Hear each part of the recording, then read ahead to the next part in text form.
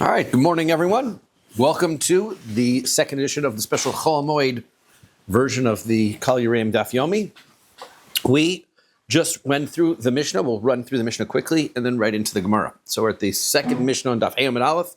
Ein Adim Nasan Zomad Shiazumas Atman. Witnesses are not Adim Zomim until they are themselves found to be scheming, meaning the testimony about the contradictory testimony is about the witnesses themselves, not about the testimony. Ketzad, for example, how does that work?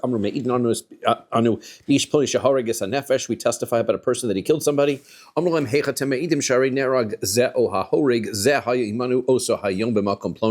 could you know about Reuven killing Shimon when Reuven was with us or when Shimon was with us? Ein elu zomin. That is not zomin.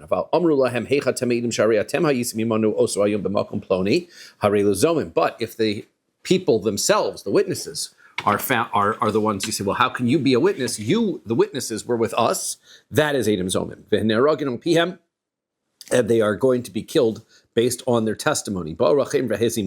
Now, let's say another group comes and testifies that Reuven killed Shimon, and they then made those ones scheming. Ba'u achirim vehezimu. And then another set comes and says, we saw Reuven kill Shimon. And then the same witnesses come and say, you couldn't have seen that because you were with us. Afilu mea, even if they do that 100 times, kulam yahargu, all of them can be killed based on this one set of witnesses that claims that everybody was with them.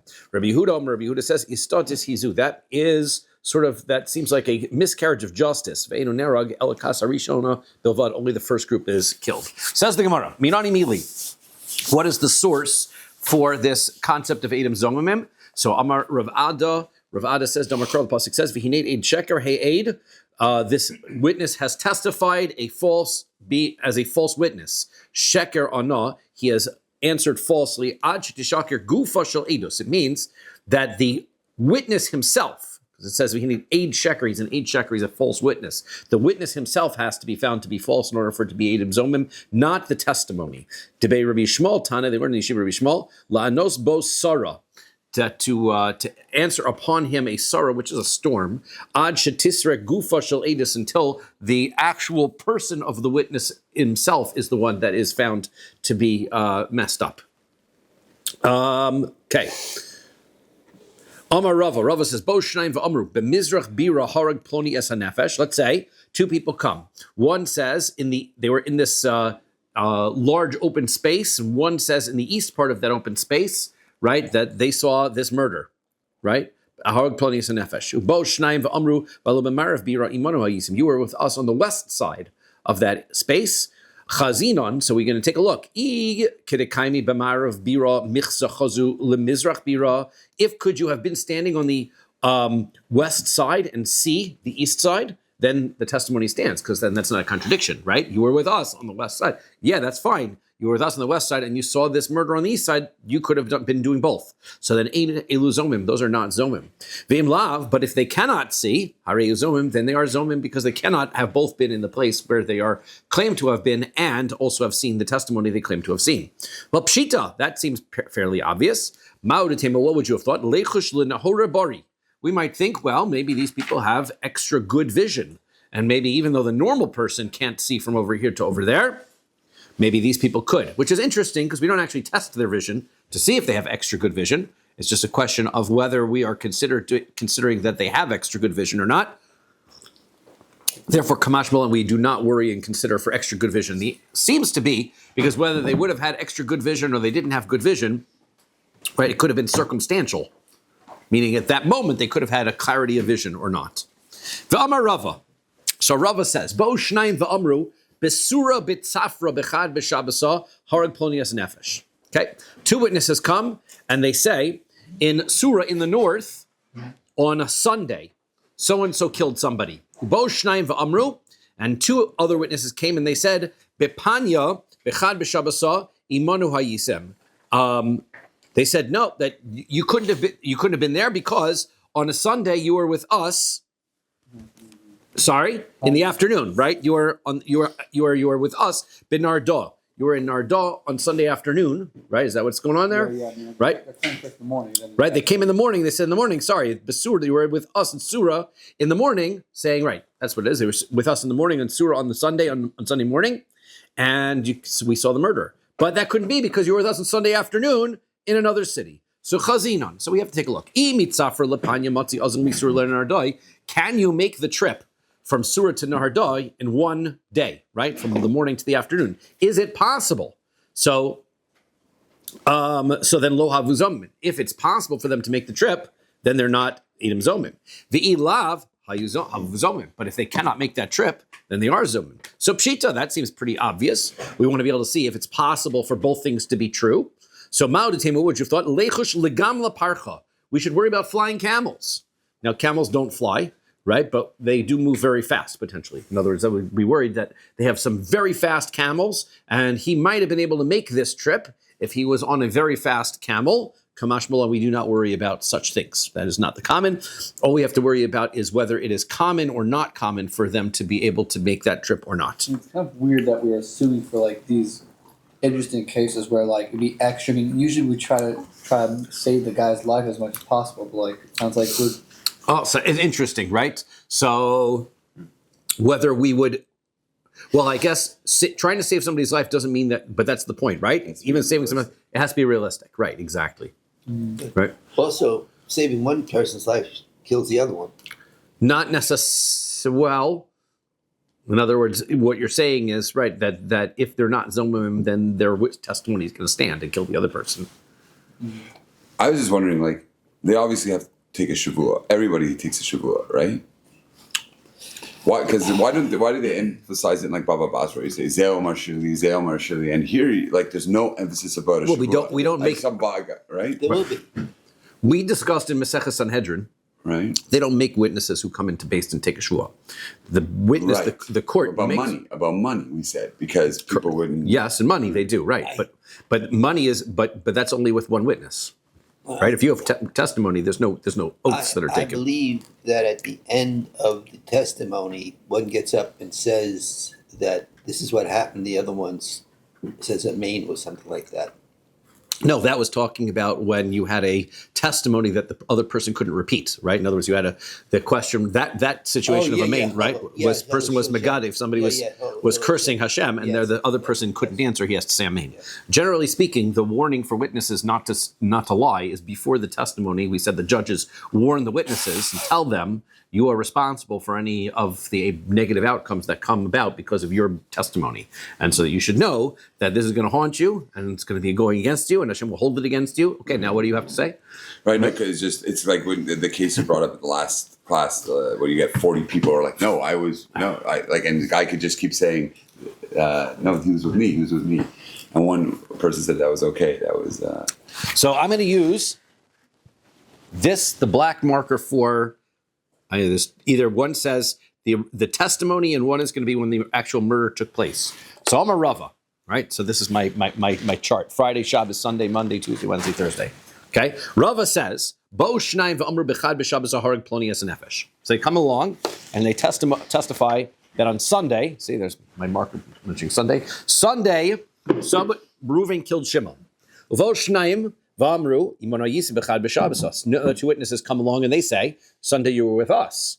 Ella betray b'Shabbos harag plonias nefesh. But on Monday, the murder did take place. So now, right, they're coming and they're testifying somewhere over here later on. So that means that the lie, when at the moment they lied about this fellow, right, and they said he killed him over here, but he didn't really kill him till over here. Okay. Not only that. El afilu amru erev Shabbos. Even if they said no, actually they didn't kill him on Sunday. They were with us on Sunday, but they killed him before on Friday. Aren't they changing the story? They are. The second witnesses are changing the story by fixing the story. They're saying that these first witnesses are Edom Zomim, and the murder did take place though. So this is what's interesting. When we say Edom Zomim, right? Edom Zomim. They're not telling the wrong story. Reuven did kill Shimon, but they weren't the witnesses. So the question is, are they punished based on the fact that ultimately what they said was true? So even if they say, Afilu Amru Erev Shabbos Harag Plonias Nefesh, so they say that the murder took place on Friday, so that by the time they lied and said that it took place on Sunday, essentially they said something that was true. They said that by Sunday, Reuven killed Shimon, and it was true because he killed him on Friday before. Nevertheless, ne'arogin. these are scheming witnesses. Why?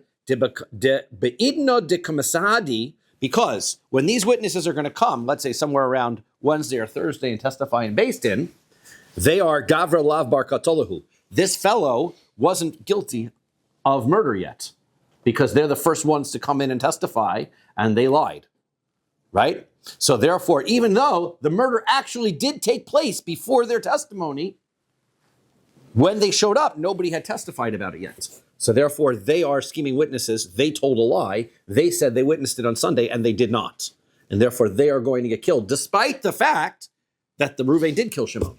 Wait, they're scheming because it was the wrong date? They're scheming because they lied. They said they saw it, and they did not. Okay. Right? Yes. Well, basically, the Adim and Reuven gets killed. So that's correct. Right, exactly. The Adim are going to get killed because they're Adim Zomim, and Reuven is going to get killed because another set of witnesses came in and said that he did it. Right? So they're both going to get killed. Oh, I understand what you're saying. There you go. Okay, fine.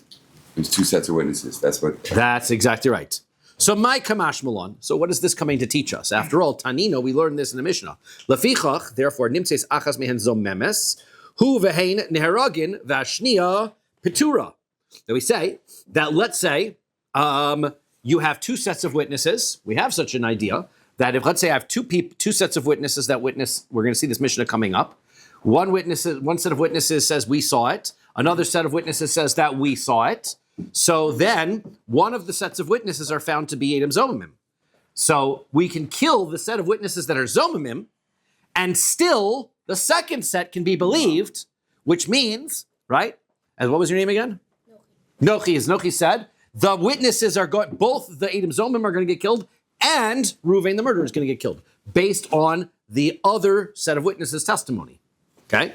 So, therefore, I already have a mission that tells me that. So, Seifa, Masha ain't, so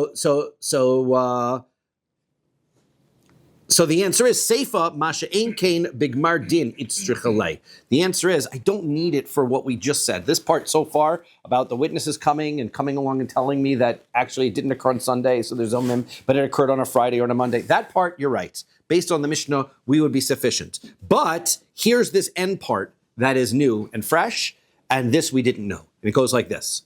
Ba'u shnayim v'amru b'chad b'shabbos nigmar dino shel ploni. Okay? Two witnesses come, and they said that on Sunday, we were at court, and we saw that this fellow was found guilty of murder. So they're not testifying about the murder. They're testifying that he was found guilty in another court, and therefore he should be killed. Okay, so that's their testimony. The testimony on Sunday is that a court found these people guilty. If he goes to one court and he doesn't find him guilty, why go to another court? He must have escaped, right? He must have escaped because you're right. He should have been killed right then and there in that court, right? The guy escaped, and now comes these witnesses to a new court, and they say, hey, this guy who's living in this neighborhood, he's really a convicted murderer. And Basin has to carry out the death sentence. So we're two witnesses to that fact, and you've got to carry out that death sentence. So that's what they come along and they say. Uba'o shnayim comes along two witnesses, and they say, Bechad b'Shabbos imanu hayisim. False. This did not happen. You were with us on Sunday. You never were in that court. You did not see that happen.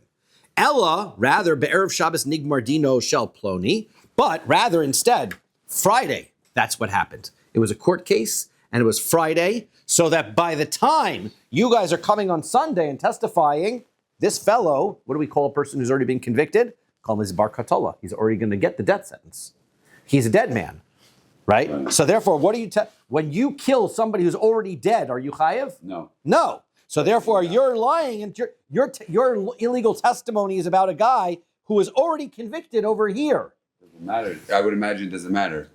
Because, like you saw in the last case, that even though you see later that the witnesses come and say he's dead. So listen to this. Velo'o, not only that. Ella. Even if this didn't occur, the actual court case happened on Monday. So they came along on Sunday and said he was going to be killed, that the court case happened. But it was actually on Monday. But that doesn't matter. Why? Because the testimony actually happened on Wednesday or Thursday. So therefore, by the time they showed up to Basin on Wednesday or Thursday, this guy was, in fact, a convicted murderer. He's a dead man. Ein elu neheragin They are not killed. These are not Edom Zomimim. Why? Because when they came to court on Wednesday or Thursday, Gavra Bar Katolahu, this guy was already a convicted murderer. This red thing happened. Yeah. The guy still gets killed. And the guy is going to get killed. That's correct. The fellow Reuven is going to get killed, but the Edom Zomimim do not. Why the case before? The guy's guilty. The case before, the first case, the guy wasn't guilty. The case before was, we observed a murder. But we found out he was. But we didn't. Two other Edom. But we observed a murder. So therefore, observed a murder. Here, remember, the first case was they come along and they say we saw him murder on Sunday, and they say no. Even if they saw he murdered him on Friday. When the testimony happened on Wednesday, Thursday, did this guy ever come to court yet? He hadn't come to court. So when these witnesses come to court on Wednesday or Thursday, this fellow was never found guilty yet. So if he wasn't found guilty, even though he committed the murder, he's not a bar katola. He becomes a bar katola, he becomes a dead man when he's convicted in court. So in the second... Right, so it's not just a testimony. That's correct. So that's the chiddush. The chiddush isn't that the fact is he committed the murder. You're right. And it's irrelevant when he committed the murder. That's the first case. It's not really relevant when he committed the murder because these Edom Zomimim are walking into your court on Wednesday, Thursday to establish this man a murderer, and we never knew he was a murderer before until you false witnesses showed up and made us believe that he was. Then comes the other witness and says, no, he wasn't a murderer. You're liars. They get killed. And then the new witnesses come and they kill Reuven. However, if it's true that he was already a convicted murderer in the first court, then the fact that he shows up on Wednesday or Thursday and we're telling you that he's a convicted murderer doesn't change the fact that he was a convicted murderer from before this. Yes, Yuda, sorry. If those two guys get killed because of those false Edom, does the false Edom also get killed? In the second case, the false Edom don't get killed. Why? Because we have a rule that if you're going to kill somebody who's already dead, you can't get killed. Right? We have that sort of circumstance even if you physically commit murder. If you physically kill somebody, we call him a treifa. Let's say somebody's walking around with who's about to die. He's a treifa, and somebody stabs that treifa. Right? You're not chayav misa. That's not murder. But how about false witness? How about lo saneh? What about that? So that's great. So if you're Rabbi Meir and you hold, like we said yesterday, that you can get lashes for a lav she'ein bo ma'isa, Rabbi Yehuda says that, right? Then great. Right. But if you hold like the Chachamim, everybody else who holds it a lav she'ein bo ma'isa, you don't get Makkos. You're not going to get Makkos for lo saneh either, right? Because that's only a lav she'ein bo ma'isa. Right. Right. So therefore, you don't get Makkos. Right. Okay, good. V'chein le'inyan tashlumei knas. Same thing applies, by the way, not just for death penalties, but when it comes to knas. Same thing. Why? Because knas is a penalty that until you're found guilty, right, you have the right and ability to come into court and say, I committed that avera, and be off the hook. Modeh b'knas is potter. If somebody walks into court and says, I admit to a crime that I would have to be chayav knas, I don't have to pay it. However, once I'm convicted, once I already went to court and they said you are chayav the knas, it becomes a mammon payment, we said, right? Then it becomes a financial payment, which means that if I come to court, here's the cases. Bo'u shnayim v'amru, two witnesses come and they say, Bechad b'shabasa ganav v'tavach u'machar, this fellow, these are the false witnesses, the black, right? They say on Sunday, this person came, they stole somebody's sheep. And they slaughtered it, and they sold it, so now they have to pay. Not just the sheep, but they've got to pay 4 times the value of the sheep, because that's what the Torah says, is the knas, the special payment that you have to add on when you steal a sheep. Ubo shnayim v'amru, and then 2 more witnesses come, and they say, Bechad b'shabas imanu hayisim, you couldn't have. This happened on a Sunday, and Sunday you were with us. Ella, but we'll tell you what did happen, betray b'shabasa, on Monday, we actually saw that exact thing happen. On Monday, ganav v'tavach u'machar, we saw the person steal it, and he sold it, and he slaughtered it, and then sold it. So then, Mishalman, then the witnesses, so then as we said, Reuven is going to have to pay based on this testimony. And the witnesses, these witnesses on Sunday, are going to have to pay because these witnesses say these are Zomimim. So, right, these are Zomim, so they're going to have to pay. And Reuven's going to have to pay based on this testimony. Okay, so that's going to happen because this is coming to court on Wednesday and Thursday. V'lo od, not only that, Ella, Afilu amru be'erev Shabbos ganav v'tava b'machar. Even if these fellows actually said, you know, it occurred on Friday, before they even came into Beis Din, right? These guys are zomimim, but the stealing and the slaughtering and the selling, it occurred on the Friday before Mishalmin. They're still going to have to pay these Edom zomimim. Why? Because when they came in and testified on Wednesday and Thursday, Gavra Lav Bar Tashuminhu, they had never officially determined that he was Chayav the Knas yet. These witnesses were the first guys to show up to court to say that he stole and he slaughtered on Wednesday or Thursday. Therefore, when they came to court on Wednesday or Thursday, these witnesses are scheming witnesses. They took a guy who was Ruvain and he didn't have to pay. And now because of these guys, he was going to have to pay. Even though it was true in the end, their testimony was false. They have to pay for their false testimony. And then Ruvain has to pay because it was true. However, Bo Shnayim, the Amru Bechad B'Shabbos Aganav V'Tavav Machar, they say that these guys come on Sunday and they say he stole, he slaughtered it, and he sold it, V'Nigmar Dino, and then they brought him to court on Sunday and they found him guilty and they said, you've got to pay $300. Ubo Shnayim V'Amru, and then two other witnesses come and they say, Bechad B'Shabbos Imanu Ayisam, on Sunday that couldn't have been because you were with us. Ela Erev Shabbos Ganav V'Tavach Machar V'Nigmar Dino. They say, no, this happened on Friday. Before that ever happened, they were brought to Beis Din and they were found to be guilty on Friday before that ever happened. So, and then you'd say, oh, well, you see, that's because by the time these guys testified, this case already happened. No, that's not relevant. Even, not only that,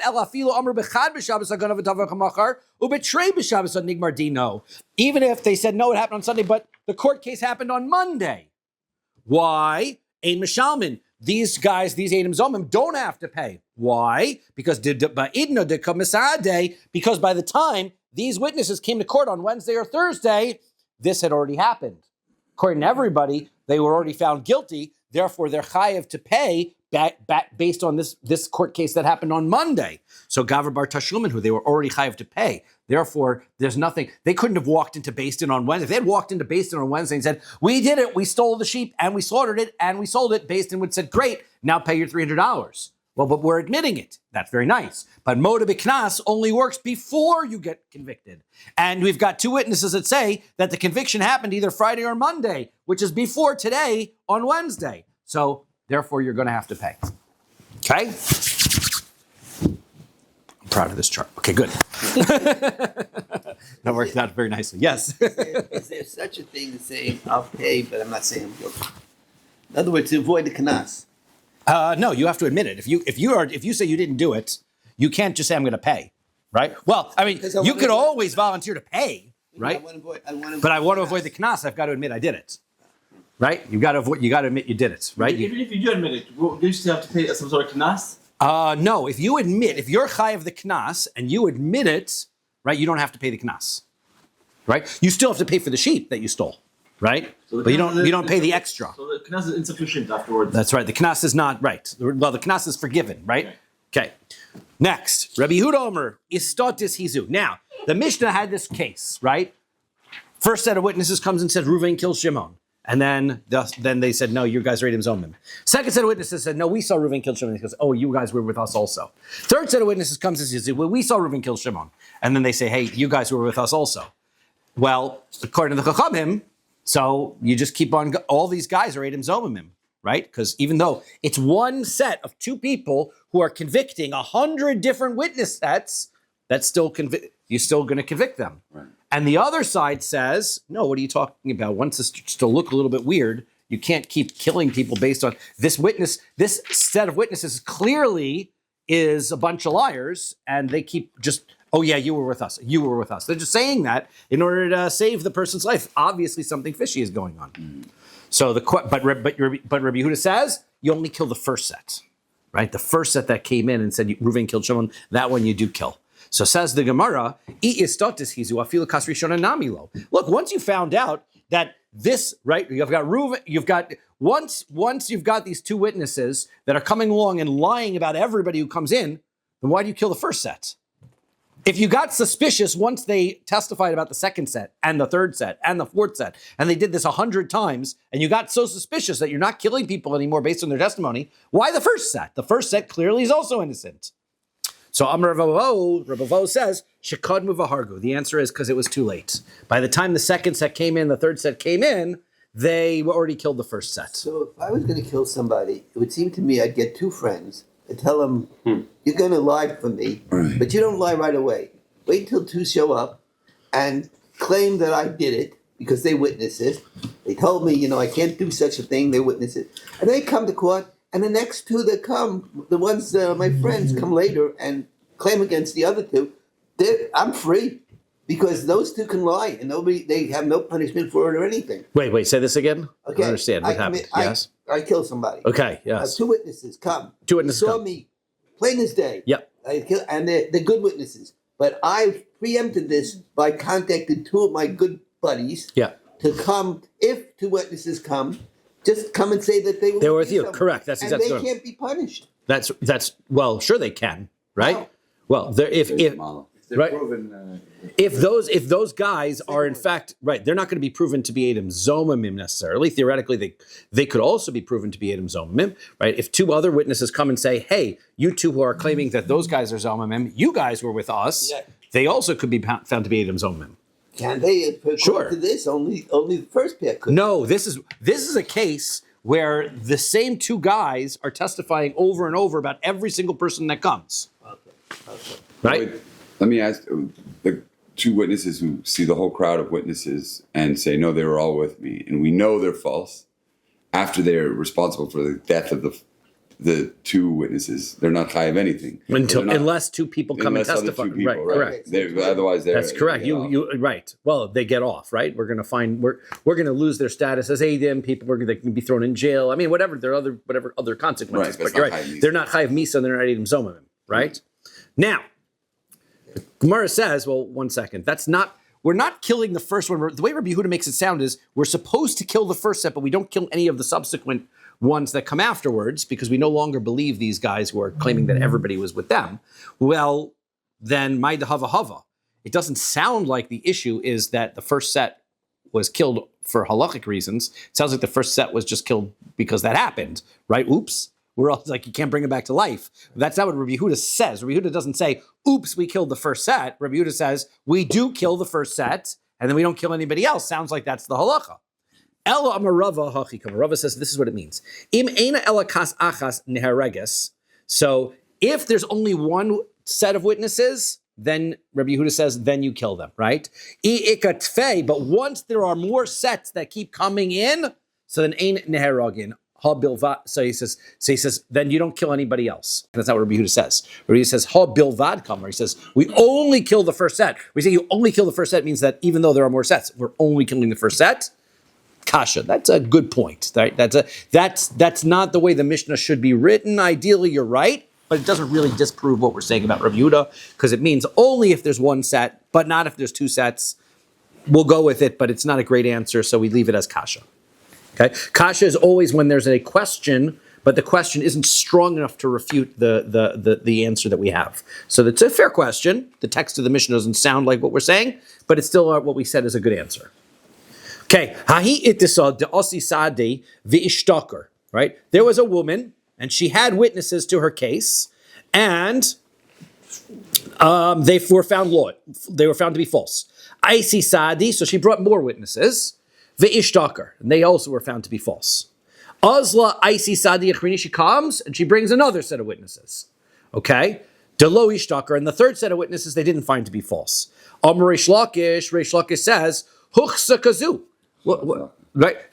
This is the third time she's doing it. Now, this clear question is this the third time, but Chazak is 3 times, whether it's 2 times, fair question, right? But he says, look, Even the 3.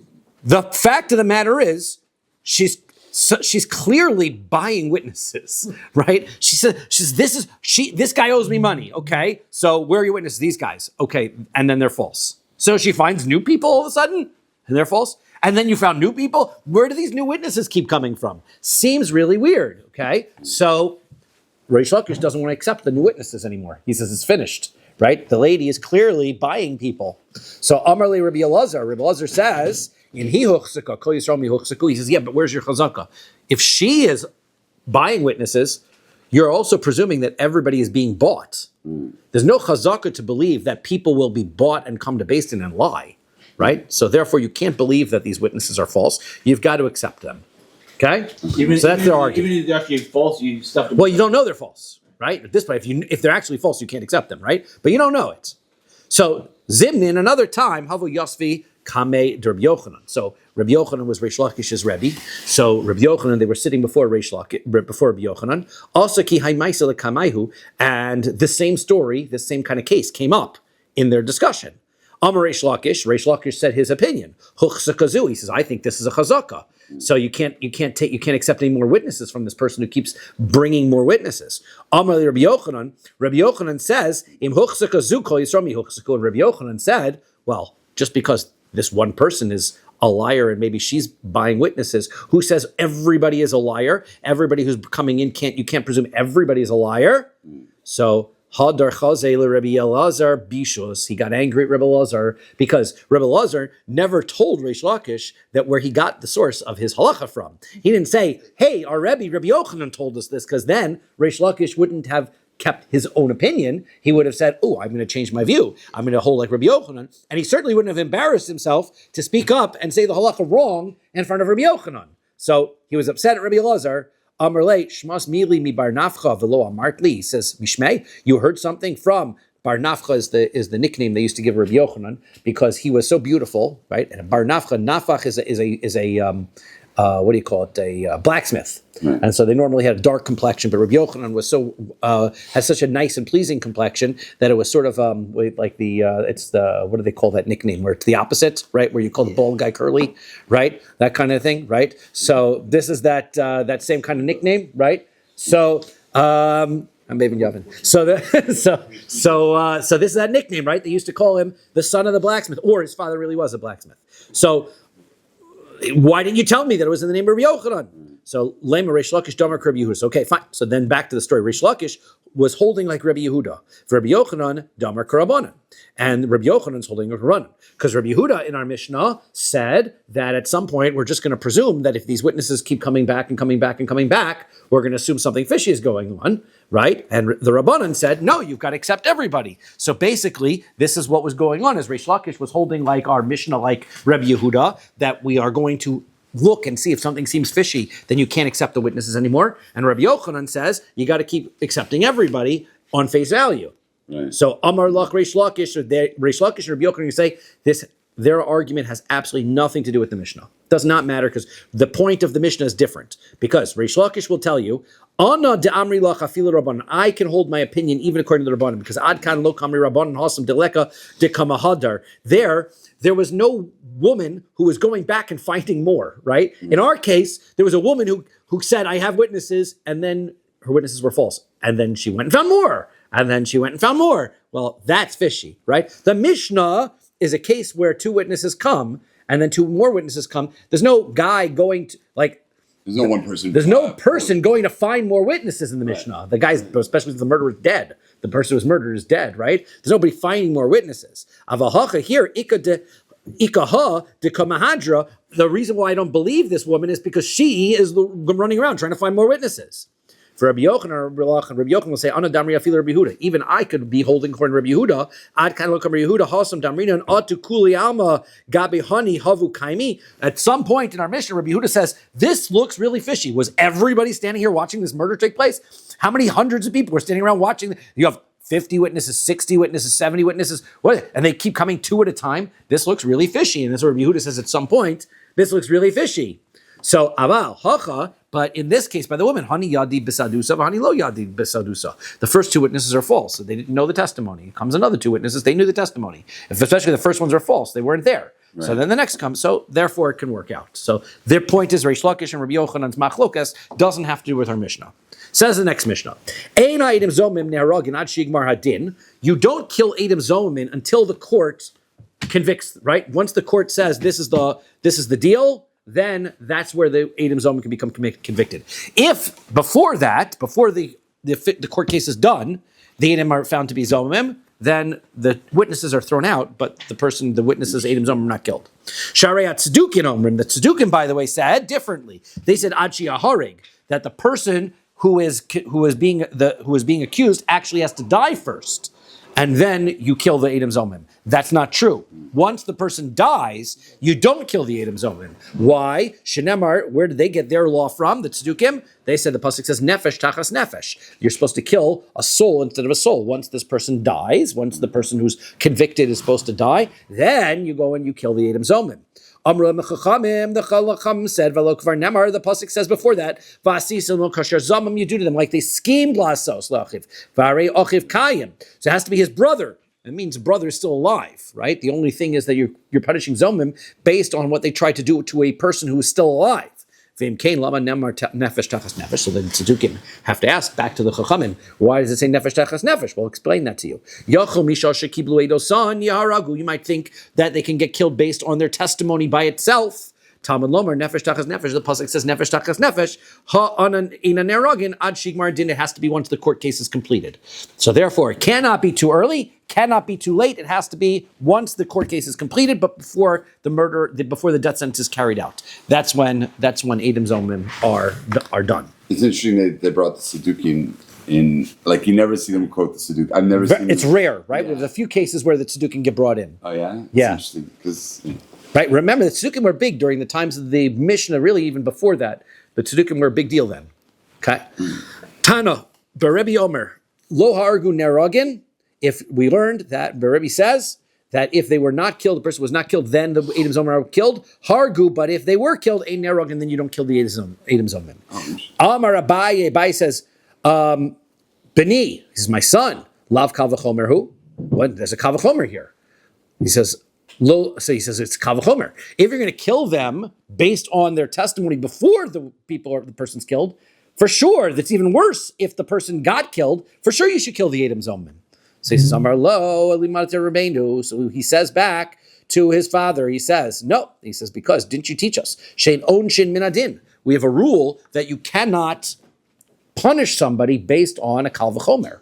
You can't say that in this case the punishment is that the Edom Zomim get killed. So in a case that's more severe, where the person actually got killed, for sure, you should kill the Edom Zomim. We don't say that. We don't say that because there's a rule that you don't do a punishment. You can't figure out a punishment based on logic.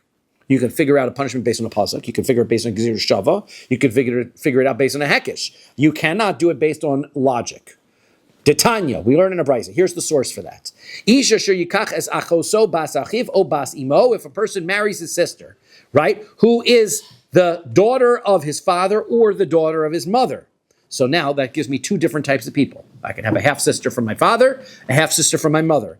Ein li ala bas aviv shelo bas imo shelo bas aviv. That means that I'm prohibited to marry my sister who has the same mother as me or who has the same father as me. Imo, so he says bas aviv. So bas aviv v'imo, bas imo bas aviv minayin. How do I know that if she has both the same father and mother as me, that I also am chayav kares if I marry her?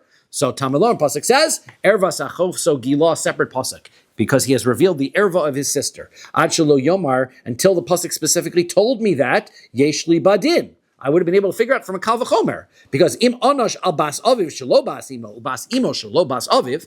If I would get punished for marrying my sister who is the daughter of my father or the sister who's the daughter of my mother, bas aviv ubas imo maluk kol shekain. If she's both, then for sure should that I should be chayav for that. So halamadita. So this teaches us. Why does the Torah go out of its way to say it anyway? Shein onshin min adin, to tell me the rule that I can never derive a, even though this one's pretty obvious, right?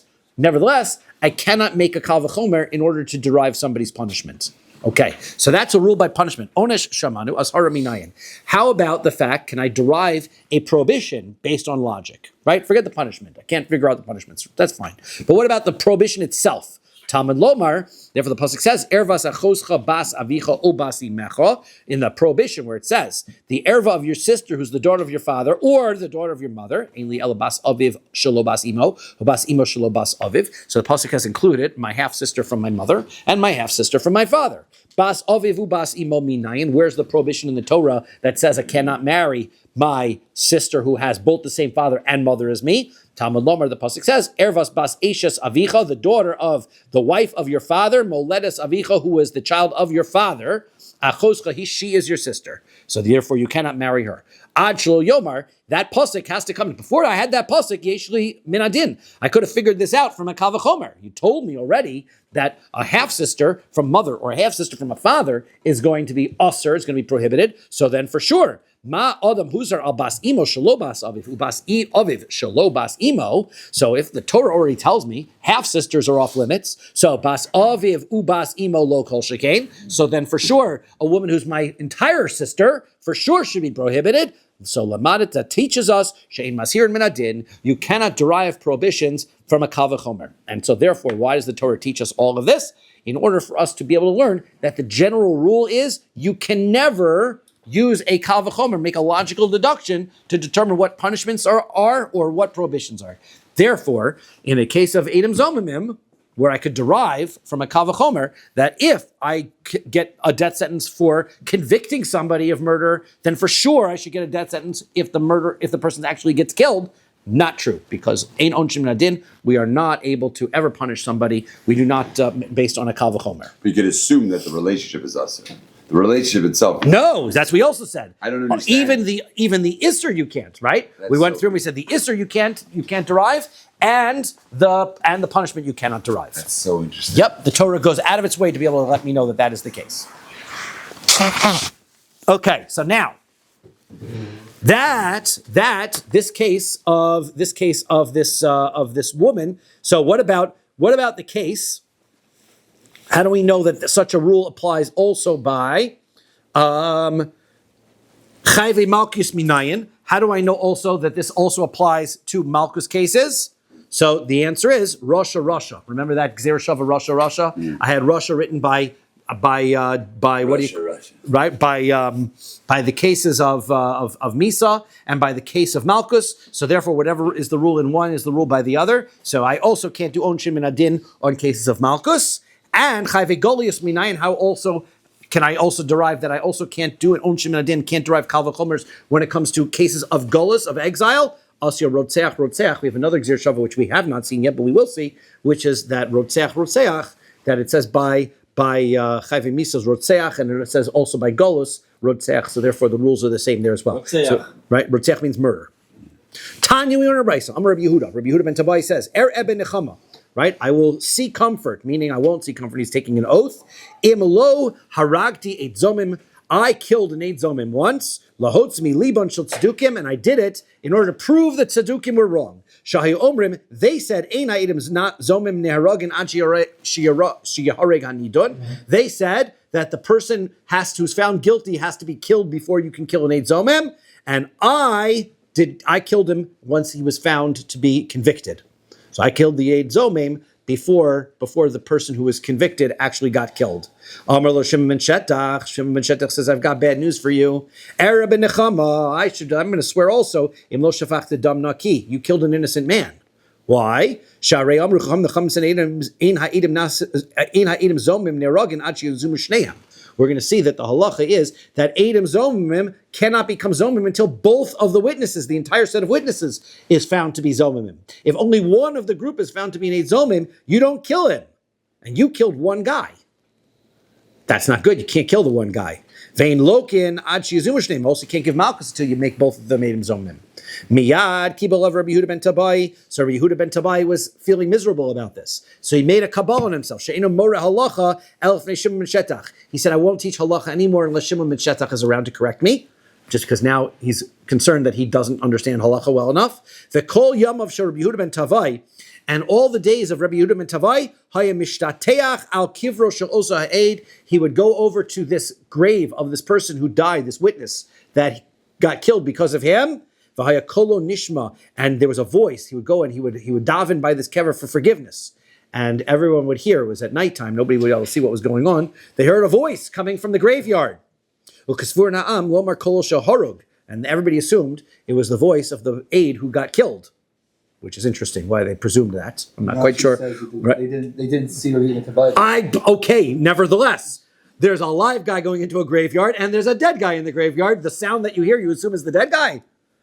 I don't know. It could be recording. It could be recording what they did in the coffin. All right, Amar, he said, Koli Shaliu, and he says to everybody, no, it's my voice, Tedug, and you should know that Lemachar Humes ain't Kolish, because when I die, then you'll see that there won't be any more sound coming from the grave. So Amar le Rav Acha Brei Derava Ravashi, and that happened, right? Once he died, so they didn't hear any more of the sounds. So Rav Acha said to Rav Acha Brei Derava said to Ravashi, Dilma Bedina Kam Behades. This doesn't prove anything. Still could have been the witness the whole time. He says, because it could have been that once they went to Shemayim, once Rabbi Yehuda ben Tavai went to Shemayim, they brought him to Beis Din.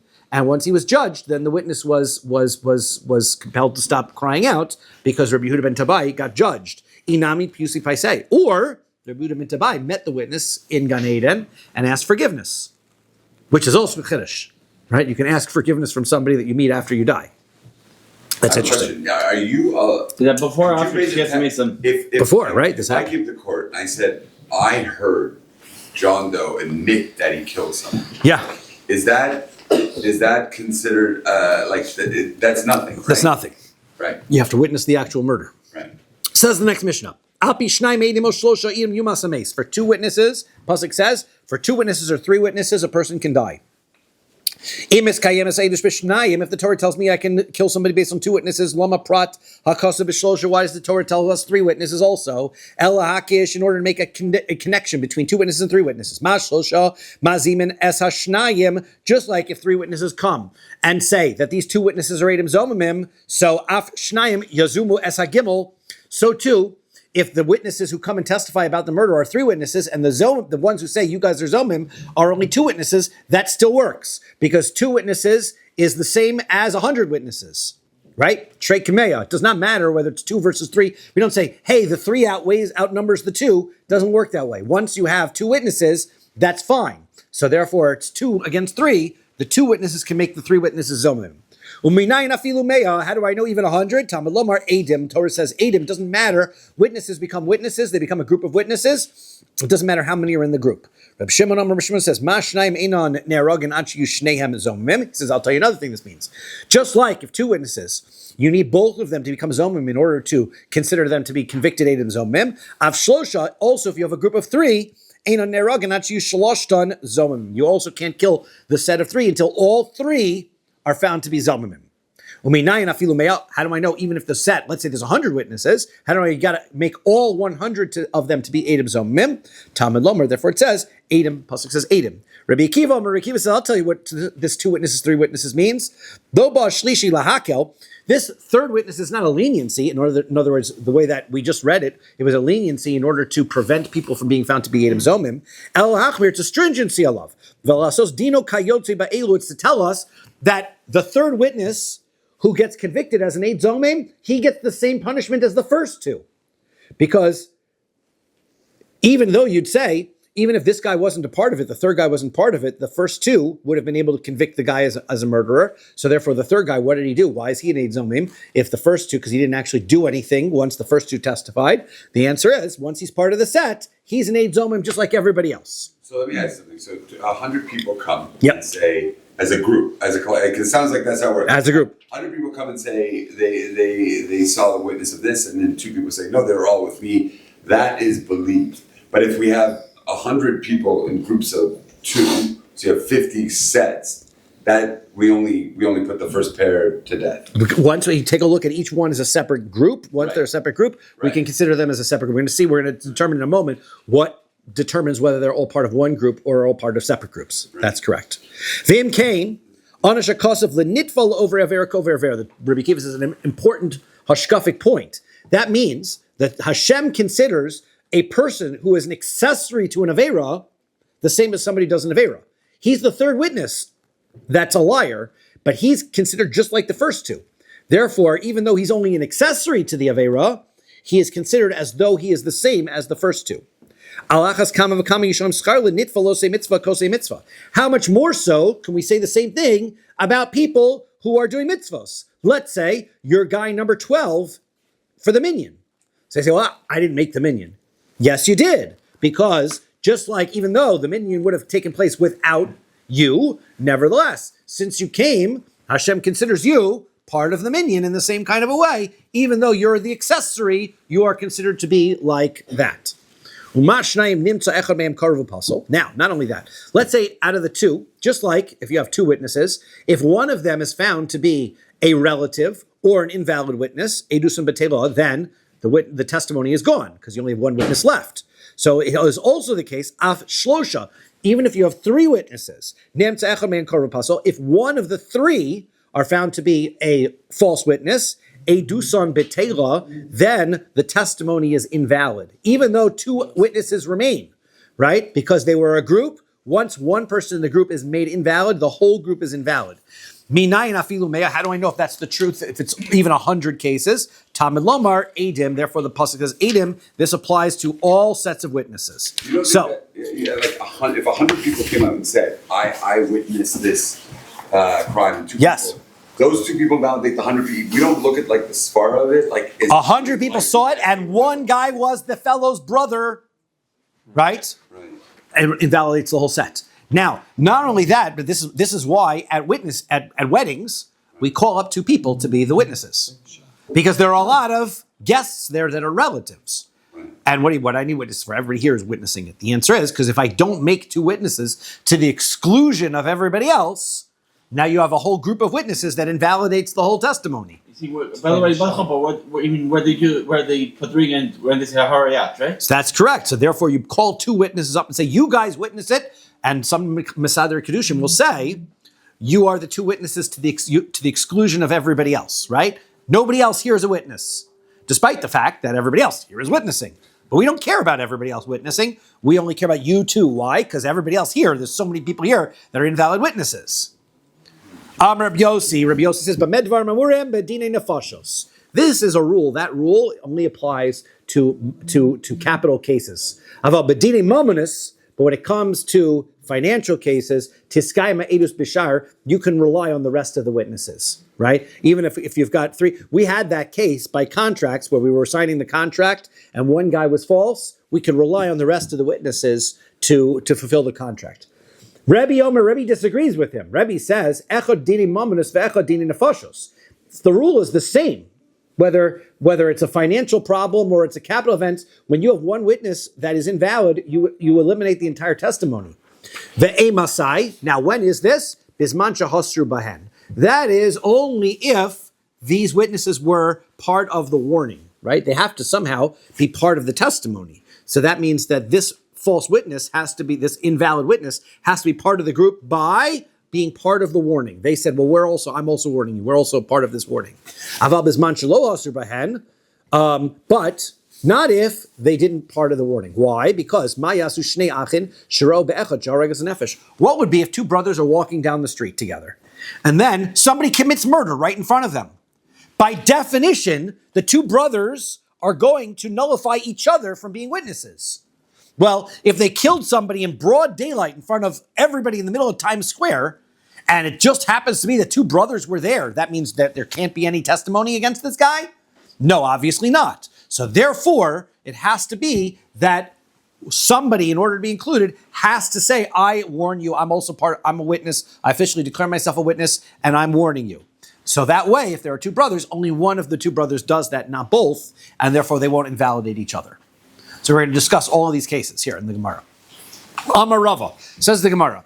Rava says, Vehu sheheidu kulam betoch kedei dibor. In order to make one group, everybody has to testify toch kedei dibor. Meaning, this is what Brian was asking, right? When they come to court, one witness testifies. As soon as he's done, he steps down. The next guy gets up and starts testifying. Within Shalom Alecha Rebbe, just like that. One witness goes, one witness goes, one witness goes. Otherwise, if you have two guys come and then tomorrow two more guys come, that's a separate set of witnesses. One set is toch kedei dibor. They keep on going. Amar le Ravacha mi Difti le Ravina. Ravacha from Difti says to Ravina, Michti, let's take a look. Toch kadei dibor hechi dami. What is the definition of toch kadei dibor? Kadei shiur is Talmud Rav. So he says, that is Shalom Alecha Rebbe. So, Mea Tuvahavi. How are you going to get 100 guys to testify in the amount of time it takes for somebody to say Shalom Alecha Rebbe? That's 2 seconds. How are 100 people giving their testimony in 3 seconds? So Amar Lei says, no. All we mean is the next witness starts within 3 seconds of when the last guy finished. So you can have 100 witnesses and testimony can go on all day, right? But when one guy finishes, the next guy stands up. That's what you need to happen. Rabbi Akiva Amar Lo Bashlishi. Rabbi Akiva says that it isn't a leniency, it's a stringency. It's in order to tell me that even the third guy gets punished along. So Amar Le Rav Papa Labai, Rav Papa sister by El Meata. So if that is the case, Harug Yatzil, so he says that means, okay, that everybody who's officially in this, if you have one guy who's in the group, the entire testimony is thrown out. That's what we said, right? Yeah, but do they ask each witness who comes, like, are you testifying with this guy and this guy? No, the guy just keeps getting up. Right, so how do you know somebody joined the group who had no... They all showed up to Basin together. But you might not know half of them. It just happened to be that... That's okay. You know, who says you have to know all the witnesses that you're with? Because you're saying you would throw out the testimony if one of them ends up being a okay. Fine. Which... What? So you don't know, right? If I come to court to specify what I saw, who says that my testimony is going to be accepted? I don't know. Could be I won't be accepted. You're basing the authenticity of one person's testimony based on everybody else, but you don't even necessarily... I'm basing the testimony of our group testimony based on the fact that our entire group is valid. That is correct. Even though you could have 50 authentic testimony people and one person who's inauthentic, it will throw out the entire thing. That is correct. Well, we said that was definitely the case with Misa, because we have a mitzvah of vihitzil in order to save people. Right. When it not necessarily with Mammon, that was a machlokas between Rabbi Yossi and Rebbe. That was an argument, right? So now the problem is that if one person who witnesses is invalid, it throws out the whole testimony. So the murderer himself witnessed the event. He's the murderer. He saw it. He can't testify about himself. He's an invalid witness. That means that every time a murderer commits the murder, he gets off the hook because he testifies, right? He's a witness. So therefore, nobody can ever get killed. So how does this work? So he says, so the answer is, this is the murder victim. The murder victim, right? The murderer is the next one. The murder victim. The victim is always a witness, right? So if the victim, right, even though she can't actually show up to court because he's dead, right? But the fact is he was part of the witness group because he was there when the murder took place, and he's an invalid witness. Hence, the whole group should be invalid. So the answer is, Kishahargu Me'achorov. Maybe the answer is that the fellow was killed from behind. The guy came up and stabbed him from behind, right? So if he stabbed him from behind, he wasn't a witness. If he stabbed from behind, that's one of the weaker, that's the blind spot. That's correct. So, okay, what about Nirva? What if somebody assaults somebody, has a sexual assault case? So the answer is, so the person who got assaulted should also, he's a witness, and he should also, but he can't testify, so that means that nobody can be able to find the guy guilty. So the answer is, Kisharov Me'achar, the guy snuck up behind him, and so therefore he was never visible to the victim. So, Horeg Veroveo Yatzilus, he says, that doesn't answer. What about the murderer or the person committing the crime? The person committing the crime always is able to be a witness, and he's an invalid witness, so the answer is Ishtik. So he had no answer to that. Kiyos lekame de Rava, when they came before Rava, Amar Li said to him, Yokum Davar, the pasuk says, Bishnei etim Yokum Davar, the instance will stand, so he says, B'mekaime Davar akasav medaber. That says the people who are witnesses to the event, not the people who are part of the event. The people who are part of the event are excluded. Therefore, the murder victim and the murderer, those people are not going to invalidate the testimony. That's for sure. So we are going to stop short of assuming those people are. Isn't that big logic?